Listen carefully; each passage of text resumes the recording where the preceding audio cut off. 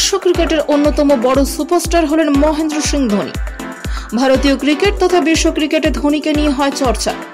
আন্তর্জাতিক ক্রিকেট থেকে বিদায় নিলেও এখনো আইপিএল খেলে চলেছেন ক্যাপ্টেন কুল। চলতি আইপিএলে চেন্নাই দলের হয়ে ক্যাপ্টেন্সি ছেড়ে দিয়ে তিনি একজন ফিনিশার ও উইকেট রক্ষকের ভূমিকা পালন করছেন। আইপিএল 2024-এ 6 ইনিংসে 260 স্ট্রাইক রেটে ব্যাটিং করেছেন ও বানিয়েছেন 91 রান। চেন্নাই সুপার কিংস দলের হয়ে খেলার জন্য ধোনি 14 কোটি টাকা পেয়ে থাকেন।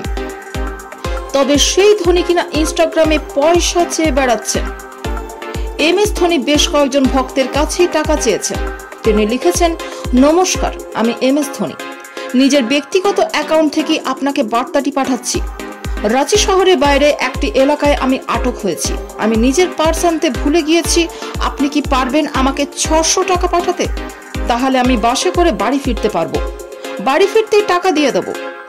ধোনির পাঠানো এই মেসেজটি সমাজ মাধ্যমে বেশ ঘোরাফেরা করছে, যদিও এটি আসল ধোনির কাজ নয়। ধোনির ছবি ইনস্টাগ্রামের প্রোফাইলে ব্যবহার করে এক ছদ্মবেশী মাহি বাকিদের থেকে এভাবেই টাকা চাইছে।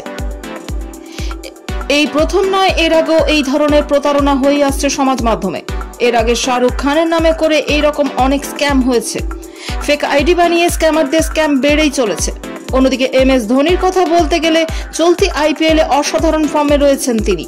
তার বর্তমান পারফরম্যান্সের পর আসন্ন টি-20 বিশ্বকাপ দলে তার অবসর ভেঙে দলে যোগ দেবার অপেক্ষায় রয়েছেন ভক্তরা। যদি ধোনি 2020 সালে 15 আগস্ট আন্তর্জাতিক ক্রিকেট থেকে নিজেকে বিদায় জানান।